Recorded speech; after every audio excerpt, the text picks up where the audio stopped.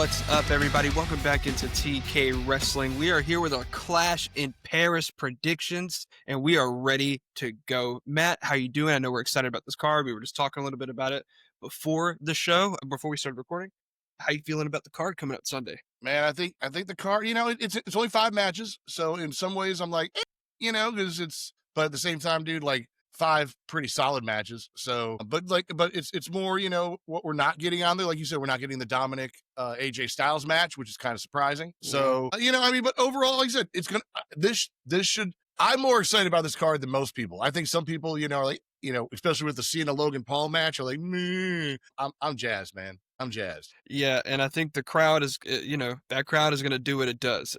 Ever since they've started coming to France these last few years and the crowd has really shown up, they just get louder and louder and louder every time they go. And looking at some of the names on here, I mean, just the crowd singing along and participating in the entrances is going to be some of the loudest. Oh yeah, like wasn't one of Jay's best entrances in Paris, like yeah, dude, 2 years ago or something like that. Yeah, I always make the joke that it measured on the Richter scale because it was rocking the arena so hard. But yeah, you could see if you go back and watch those PLEs, you can see the camera. They can't keep it steady. And AJ too. Whenever AJ was up, like he was just standing there, just like taking it all in, and the camera's just bouncing back and forth because they can't keep it steady. And I love that, dude. France has been awesome. So I think it's going to be no different. Clash in Paris is going to be awesome on Sunday. And look, Matt, let's just dive into it. We talked about what we think might open, what we think might close. I just want to talk about it at the top, no matter if it opens or closes, because I think it has a lot of potential to be fun.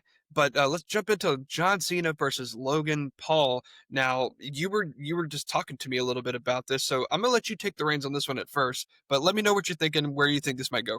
I mean, this is such a fun match. I don't know why people hating on this match so much. I mean, I do get the Logan Paul hate. I mean, he wasn't like, the greatest person before WWE. And I don't know what kind of person he is. I don't watch like the Paul-tastic or whatever the heck his bloody podcast is called, But as a wrestler, as just a wrestler, that dude is doing things that most guys aren't doing. Like the drone stuff, like catching the drone coming into the ring. He did he did like a frog splash with a drone in his hand. I mean, I mean, look, if I'm Logan Paul, like, look, I'm loving being a heel. Don't get me wrong. But at some point I'm like, do I ever get over? Is there any way? Cause I mean, I'm doing cool stuff. Well, and I often say, and listen, I'm critical of the stuff that Logan Paul has done in the past as well, but I often say, had it not been for any of those things, he'd be the biggest face in the company right now.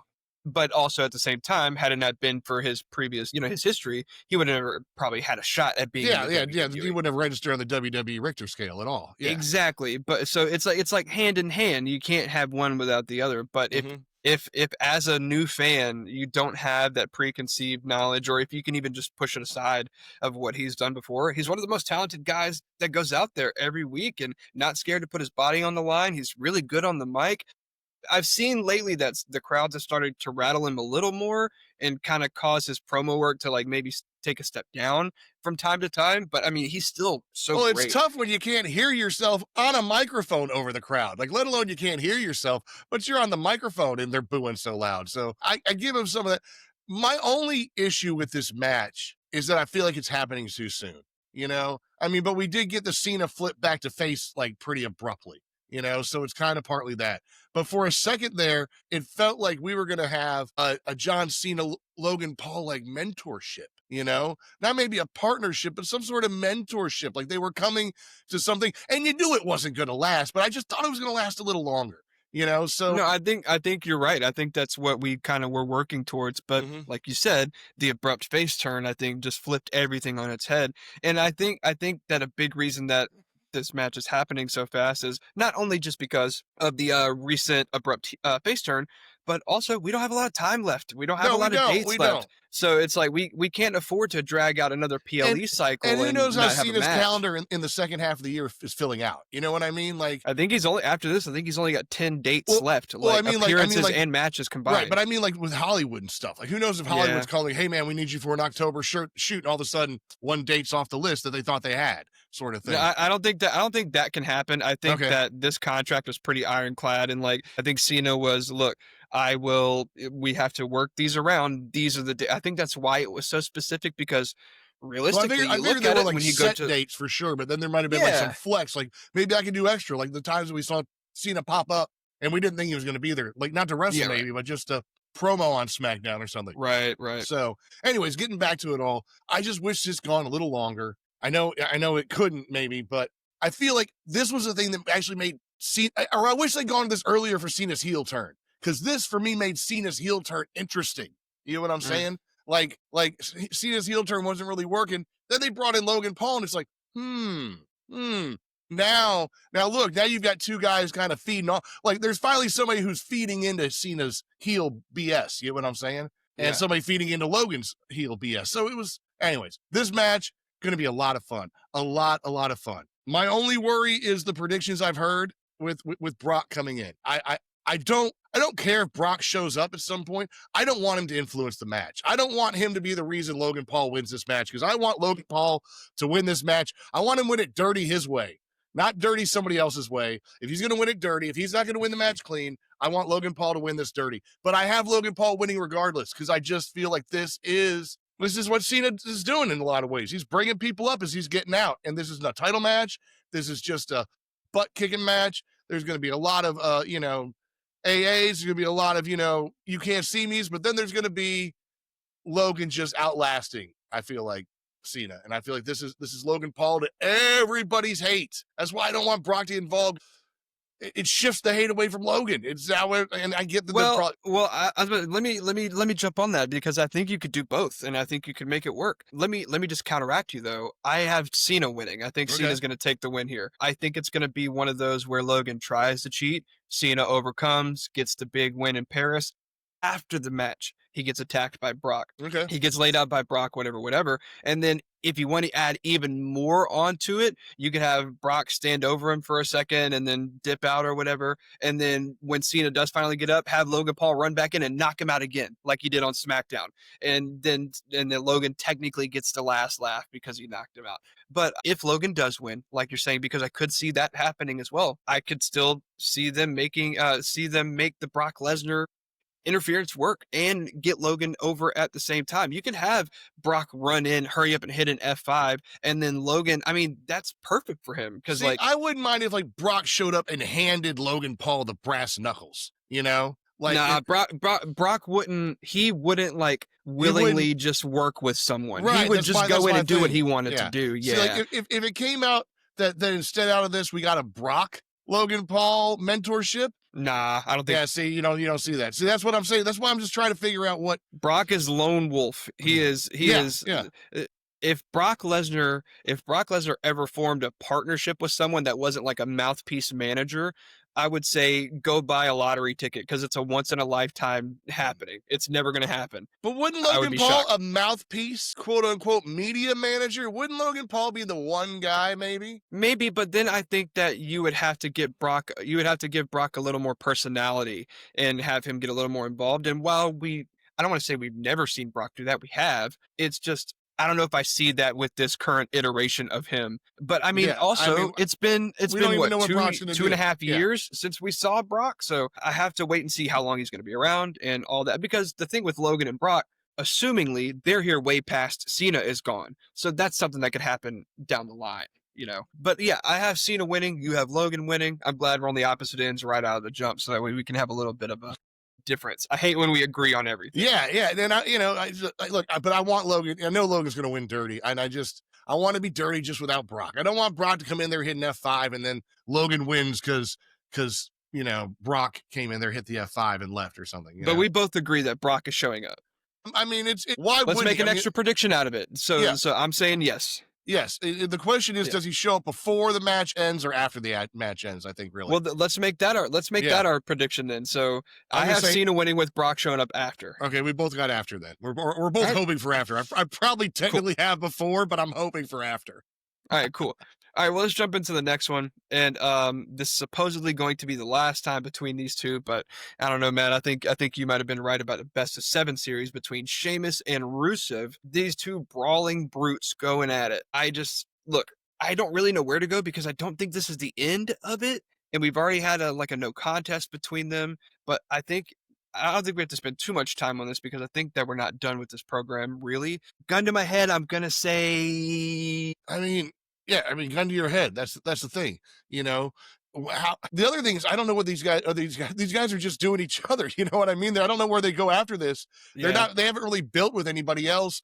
There hasn't been like I mean, what's Rusev's going to go back and take on the little guys again, or go get Otis? I mean, Well, I have a theory because we've seen something like this with Sheamus before a few years back. I don't remember the exact time frame. Somebody could probably help me out in the comments, but Sheamus had a best of 7 series with Cesaro, who is now in AEW. And coming out of that, because of their best of 7 series, they established this respect amongst each other and they ended up becoming a tag team and they became tag champs, multi-time tag champs. They were arguably the best tag team on the roster. And I kind of see that happening with Sheamus and Rusev I mean, at the end of I all get this. that. Yeah, I mean, that's kind of where what it feels like it is. It feels like they're beating respect into each other or Yeah, whatever. and then Sheamus is they're like, gonna I finally saw the old Rusev finally, you know, and Rusev's like, stop yeah, hitting me. Stop.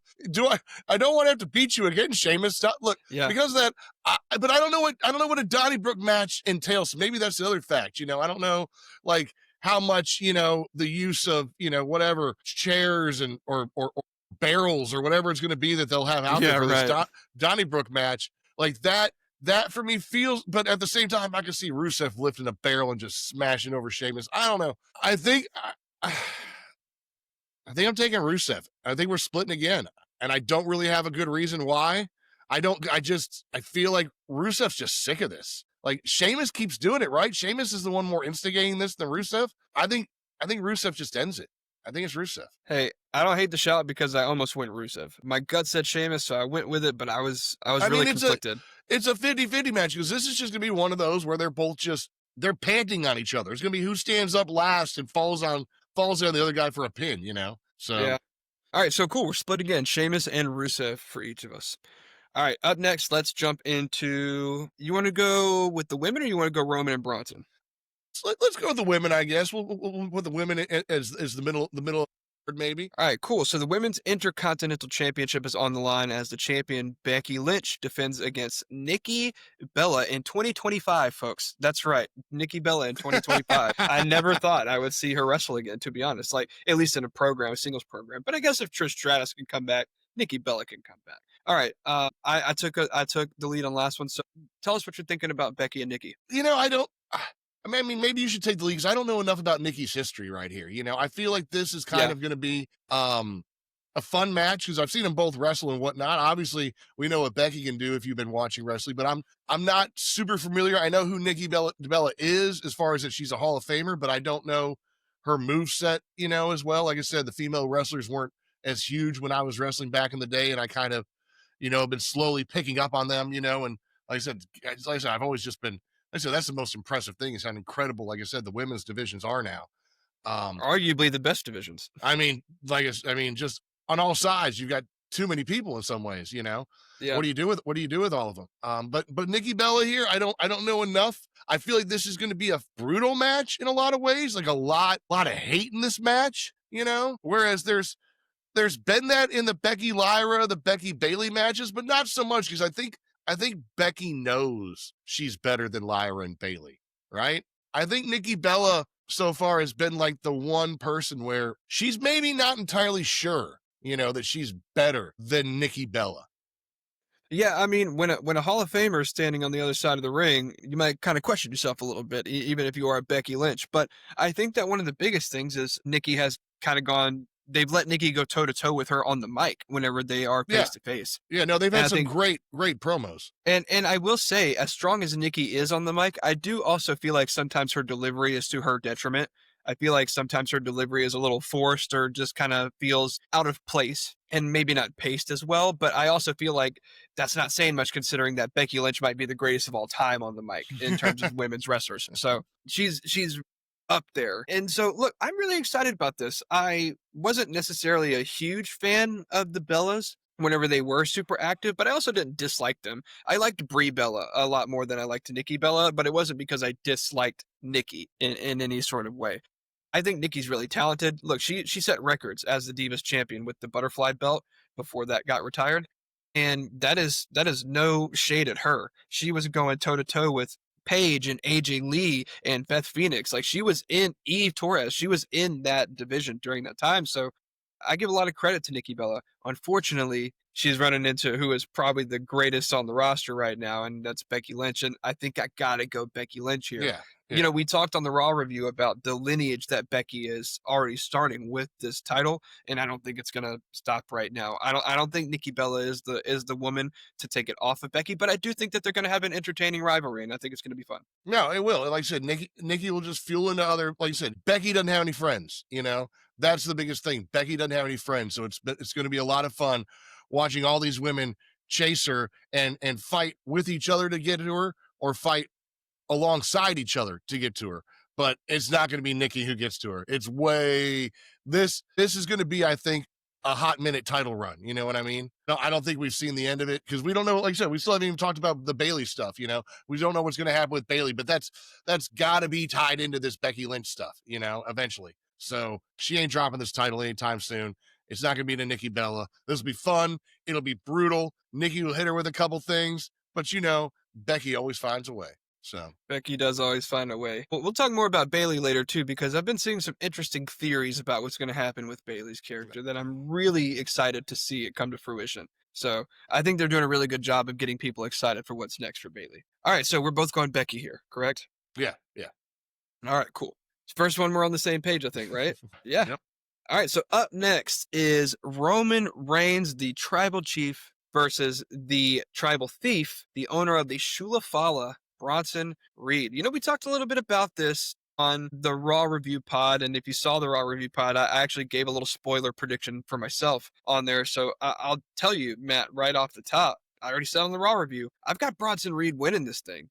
And I don't think it's going to be convincingly. I don't think that it's going to be like Roman just gets squashed or anything. I think it's going to be a good, fun match. I think Bronson is great on the mic and really good in the ring as well. But I think that this is going to be what writes Roman off of TV for maybe like a month or so, give or take. I think that Bronson wins, like squeaks one out or whatever. And then after the match is where he just lays the tsunamis in. I do want to say, though, I understand I'm being optimistic here. I would not be shocked if Roman does just walk away with the win, and that's that. So I will say that, but I'm really hoping that it's going to be Bronson Reed because I think it makes the most sense. I think you're primed for the opportunity. As we talked about on the Raw review pod, it looks a lot like this group division may be coming to a more abrupt end than we thought. And if that's the case, why not go ahead and just put the strap on Bronson and Braun and have Bronson get this huge win against maybe one of the greatest of all time in Roman Reigns right now. So I'm going to go Bronson Reed, and I'm sure you'll probably go the same, but I'm anxious to hear what you got to say. I'll say this much. I do believe regardless, this match does end with a bunch of, Bronson Reed, just dropping. What's the movie called? Tsunamis. Tsunamis. I blanked for a second. I was sandwiches. Dropping sandwiches. Dropping sandwiches on Roman Reigns. But no matter what, and I think it ends regardless with him taking a third pair of shoes. Now, who wins is the biggest question. Because like I said, that can always happen. Then afterwards, whatever, Seth could run out, Braun could run out, but I want Bronson Reed to win straight up against Roman as well. I mean, obviously there's going to probably be some shenanigans or something. Something's going to happen, to distract Roman. I don't know. I mean, this is such a this is the biggest coin flip match for me of the night, But I feel like the ending, like you talked about, the tsunamis and what I think taking a third pair of shoes. I think Roman being out of it for a couple months to go do some Hollywood stuff or whatever it's going to be. I think that for sure is how it ends.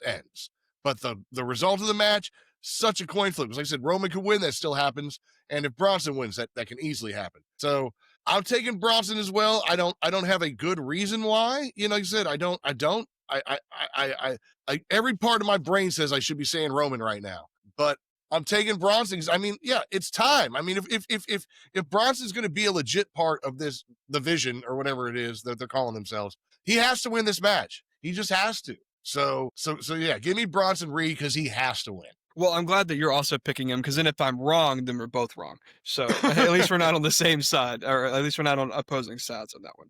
All right, let's jump into what we presume is going to be the main event for the World Heavyweight Championship. We have Seth Rollins defending against CM Punk Jey Uso and LA Knight in a fatal four-way match. Now, as we all know, fatal four ways, no count out, no disqualification. So I mean, you should go place your bets that there's going to be a run in. There's going to be shenanigans. So get ready for shenanigans in some sort of way. The big question is, other than who's going to win, is I think we talked about is what's going to happen with Jey Uso.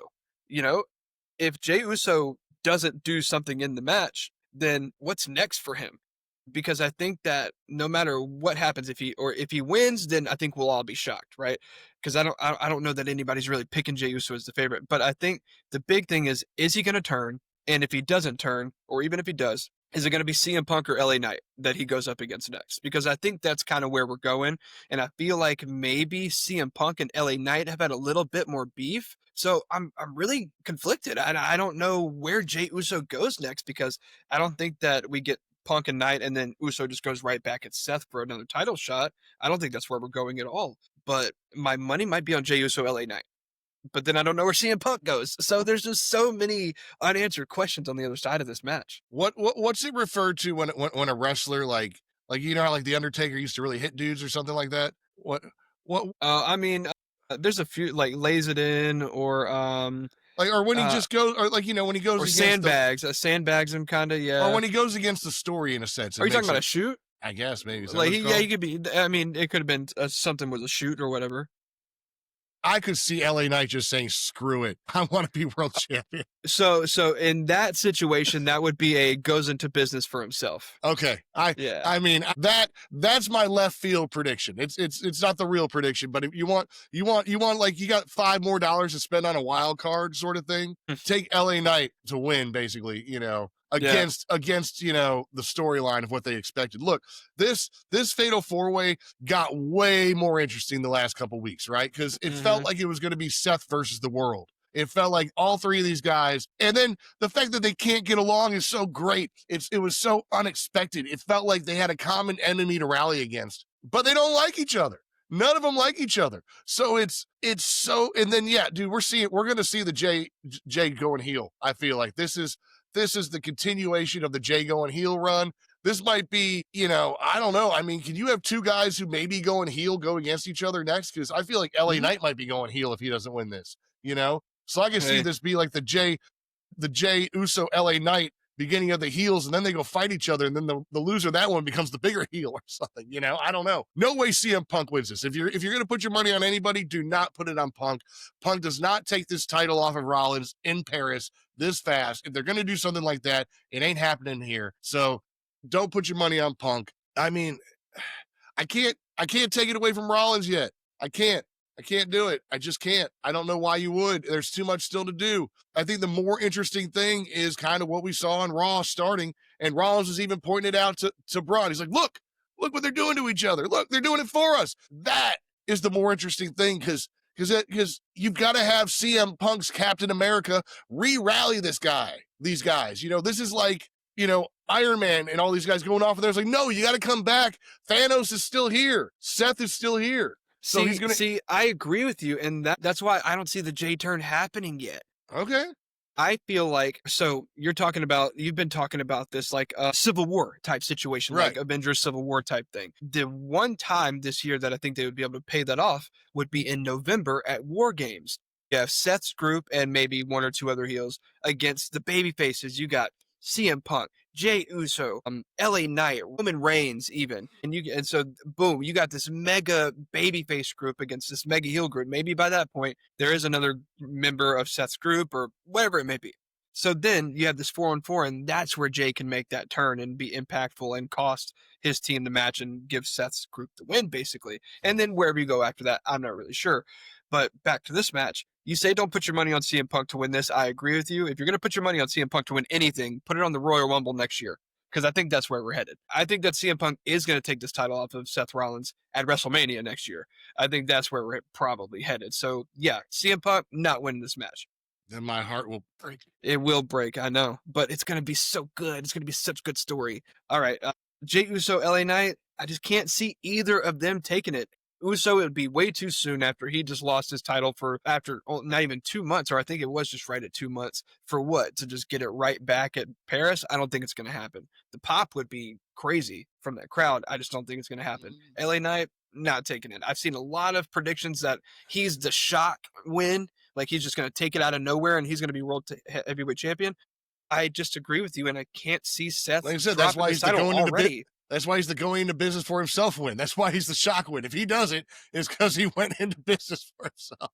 Yeah, I mean, maybe somebody's like in a pin. Maybe Seth is like in a pin, and he like hits him in the head with a chair. Does something like brutal because they do this concerto spot where they'll lay somebody's head on the chair and then whack them with another chair. But they always Yeah, like yeah, yeah, yeah. they like hit the mat perfectly, so you don't ever hit the head really. So maybe they do something like that while Seth is pinning someone, and then they're like, oh my god, LA Knight just did the most unthinkable, unspeakable act that you could do to someone. And all of a sudden now he's like because I don't want Jay or LA Knight to go super heel. I would prefer them to be more like a Stone Cold anti-hero. Yeah, Like, I mean that's why I was saying like, what do you have when you have two faces who kind of go heel, yeah, but maybe they're not. Maybe they're just like you said angry like Punisher, yeah. sort of thing. They just don't care about anybody but themselves. If you do them wrong, they will get you back, and that's Mhm. all there is really is to it. So, which is why I would like to see Jey Uso have his own stable eventually. But we'll talk about that more at a later time. But yeah, so we're both going with Seth Rollins here. I don't think that should shock anyone. I think he's probably the odds-on favorite to win I this guess one. the bigger question is who eats the pin.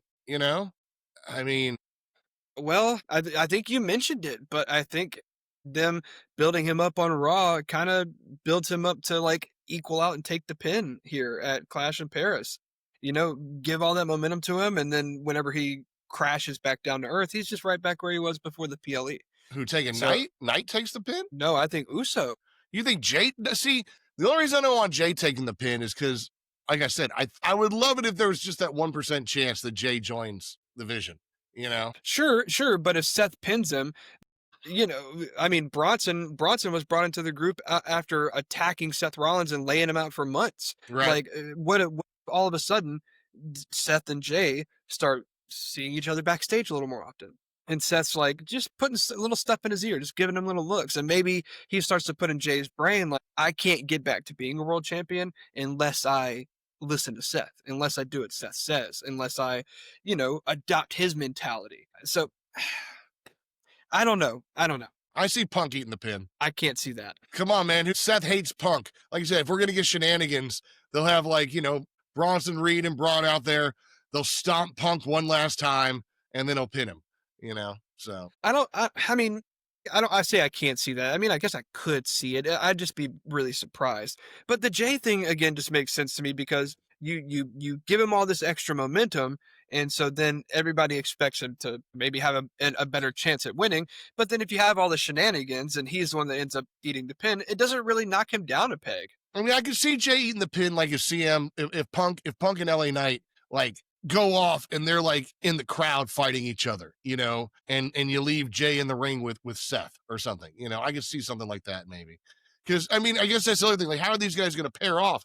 Because Jay could technically go after Punk, he could go after Knight, Knight could go after Punk.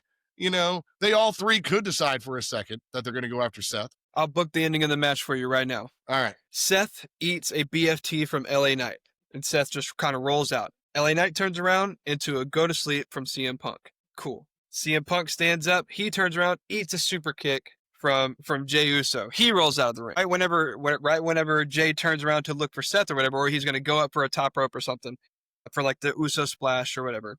That's when Braun Breaker comes in, spears Jey Uso, tsunami to Jey Uso, stomp to Jey Uso. He eats the pin. It took three finishers. Listen, because then Seth has recovered from the BFT because now you give it a little time to marinate. So it makes sense he doesn't just pop right back up and do it. Now there's been time for two extra finishers and Jey Uso to like tease going to the top or whatever. And so he eats the spear, he eats the tsunami, and then Seth finally recovers, musters out one last stomp to take out Jey Uso. So now, not only did it take shenanigans, but it took three finishers to pin Jey Uso. And, like, I don't know, man, that's pretty damn strong All right. to take All 3 right. finishers, and then you get pinned by the champion, the best guy on the roster. Or you just took 3 finishers because you couldn't stop the other 2. What's the first Well, one? yeah, because the spear knocked you out, so you're on the Right. ground, and then Right. so you can't really stop the tsunami because you're still recovering, and then finally you start to recover a little bit from the tsunami, and you roll over a little bit, and boom, you get hit by a stomp before you can even wake back up. So I'm telling you, it's going to be a finisher fest, and then Jay's going to eat all 3 pin. All right. All right. Like I said, so take LA Knight for the long shot, but take Seth Rollins for the sure money. So. Yeah, that's what I'm saying. All right, so let's just real quick from top to bottom. John Cena, Logan Paul, we're splitting. Splitting.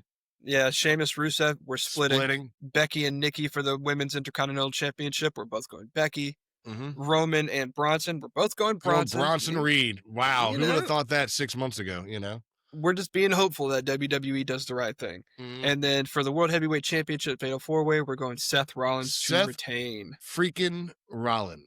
That's right. That's right. Now I'm hearing rumors that after this PLE, we might be getting new Seth music soon, or new faction music soon. So I'm curious, man. Burn it down. There's like it's pretty perfect. And I've heard some rumors that they're supposed to be getting like a high profile name band in to maybe do something for the new entrants. Same with Bailey. I heard Bailey's going to be getting a new entrance song by cool. Paramore. Bailey needs something new. Yeah, that'd be really cool then. If it's Paramore too, yeah, that'd be really crazy. Cool. Yeah, I love some Paramore, man. All right, so Clash in Paris coming up this Sunday. What do you guys think? What do you think is going to be your favorite match on the card? Who do you think is going to win the main event? Does Seth Rollins walk away and retain the title? Let us know what you think down in the comments. Make sure you leave a like. Make sure you subscribe. Make sure you share with your friends. And go follow us on all socials where we're dropping shorts and reels of all of this that you see just condensed into tiny little minute videos. So go drop a like on those and go follow us on all of them. You guys have been giving us great numbers, but we can always do more. All right, Matt, let's get out of here. Any last words before we leave? No, man, I'm just excited to see what other people think. Like I said, so be sure hit us up in the comments, give us your predictions, and then come back. Like I said, see our SmackDown results or rundown, and see us on Tuesday or whatever for our Raw and our Clash in Paris reviews. I guess we'll probably combine those two. Yeah, we'll probably have SmackDown review up Saturday, and then we'll probably have Clash of Paris review up Monday. Okay. Because Clash of Paris will be done early Sunday, so we can probably just record right after. Yeah, we can get it done. Yeah. So if not Sunday night, it'll be up Monday morning. So just be on the lookout for all those. And then next week on Tuesday, we start it all back over again, and we're right back for the Raw review pod. And I'm really curious. Like I said, let us know what you think about this faction, man. Is it coming to an end soon? Go back and listen to our Raw breakdown where we're talking about Braun Breaker and Seth Rollins and some looks. Are we crazy, or was Braun just lazy on Monday night? Let us know. Yeah, and I gotta think he maybe feels a certain type of way, being the only member of the group that doesn't have a match on Sunday. So that too. That might go a little ways. And you think that if Paul Heyman and Braun don't have something going on, that Paul's not in his ear right now. Hey, you're supposed to be the future, and you're the only one that doesn't have a match on the card. Look who Bronson Reed is wrestling. Look who Bronson Reed's wrestling Roman Reigns, and you're sitting ringside for Seth Rollins. How does that make you feel? Oh, man, you're making Paulie more devious than I want him to be. Paul's Emmy-winning season continues. Dude, he is so devious. It's crazy. I just can't wait for him to low blow Seth Rollins when it inevitably happens. It's going to happen. It's going to happen. All right. Well, until next time, we are TK Wrestling. We're out of here. Later.